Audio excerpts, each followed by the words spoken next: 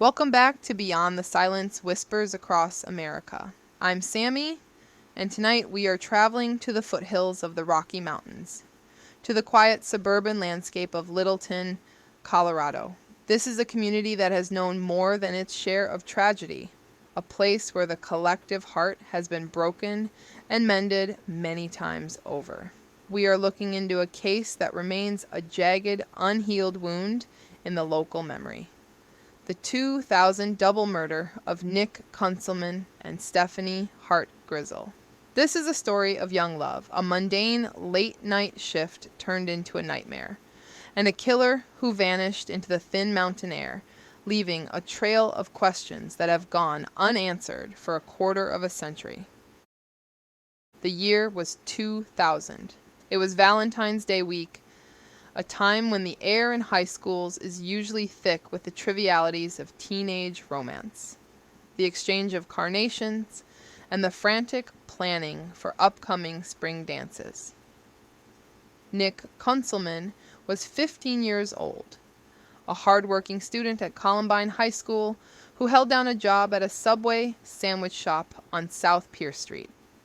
He was known for his gentle soul, his shock of blonde hair, and his absolute, unwavering dedication to his girlfriend, 16-year-old Stephanie Hart-Grizzell. Stephanie was a bright, popular girl with a smile that could light up a room, and the two were inseparable, often found studying together in the library or simply enjoying the company of their shared friend group after school. They represented the quintessential high school couple, full of potential and focused on a future that felt limitless and bright. Nick and Stephanie were the heartbeat of their social circles. Their lives were defined by simple joys, weekend movie nights at the local theater, and the perceived safety of their suburban surroundings, which made the events of a cold February night not just a tragedy, but a fundamental, terrifying violation of the peace their community relied upon. The mystery began in the early morning hours of February 14, 2000. Nick was working the closing shift at the Subway shop, just blocks away from Columbine High School, which had been the site of a horrific national tragedy only 10 months prior. The community was still in the fragile, raw stages of collective mourning, trying to reclaim a sense of normalcy and trust in their everyday environment. Stephanie had gone to the shop to wait for Nick to finish his cleaning and inventory so they could spend time together as the clock ticked toward Valentine's Day. It was a routine they had established, a safe, public place for a late-night meetup that allowed them a few extra moments together.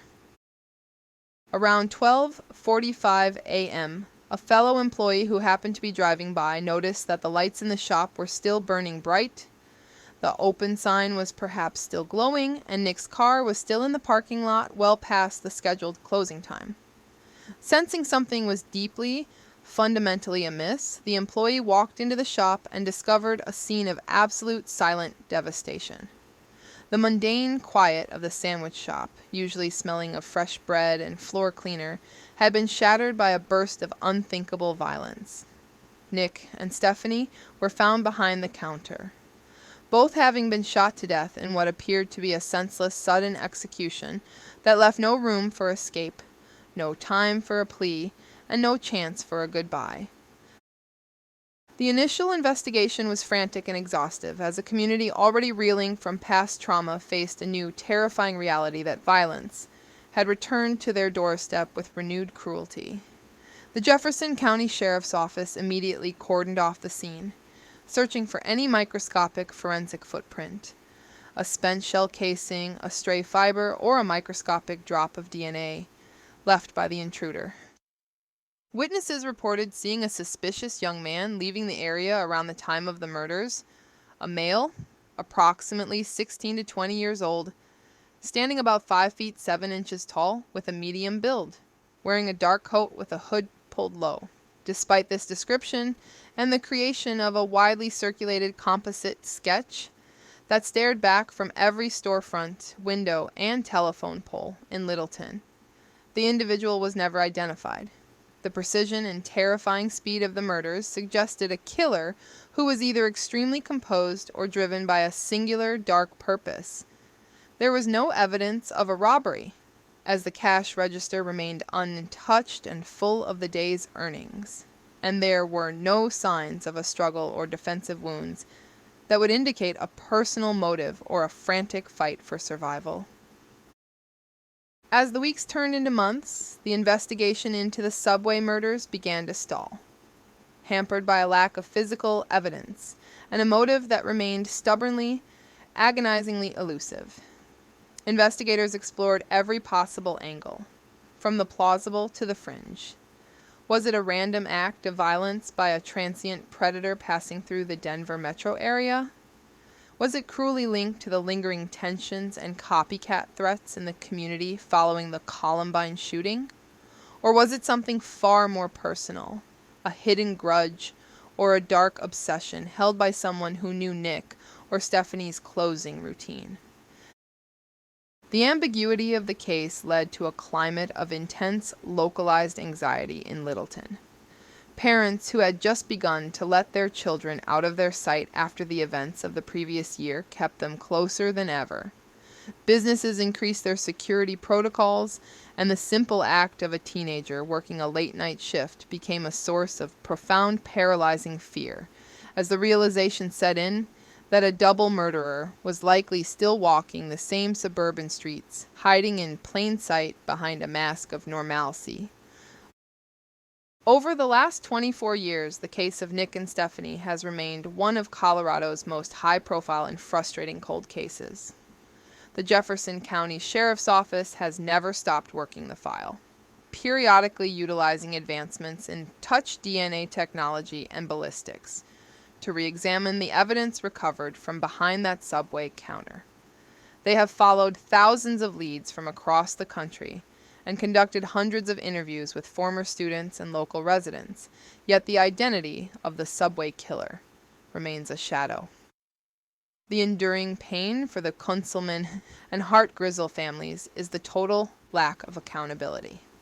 They have lived through decades of empty chairs at holiday tables and missed milestones, graduations, weddings, and the births of grandchildren, that Nick and Stephanie were denied, all while knowing that the person responsible has escaped into the fabric of society, perhaps living a life they stole from two innocent children. The case of Nick Kunselman and Stephanie Hart-Grizzell remains a haunting reminder of the fragility of safety and the persistence of grief in a town that has seen too much of both. It stands as a testament to a community that refuses to forget its children and a law enforcement agency that refuses to give up on the promise of justice. The subway shop has changed hands and seen many faces over the years, and the students who walked the halls of Columbine with Nick and Stephanie are now adults with careers and children of their own. But the memory of that Valentine's Day tragedy remains a dark, indelible mark on the history of Littleton.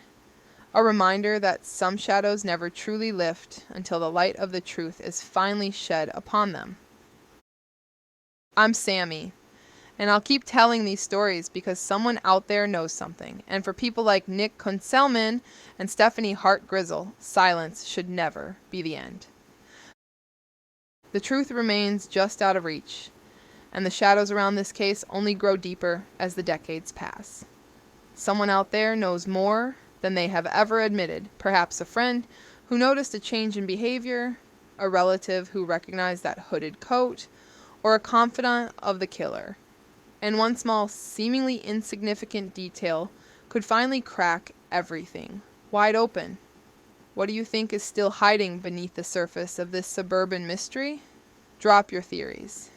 Even the smallest clue or a remembered conversation from 20 years ago can spark the breakthrough a family has waited a lifetime for.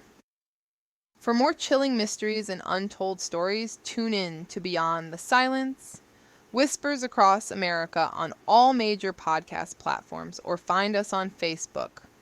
Until next time, listen closely, trust your instincts, and stay safe.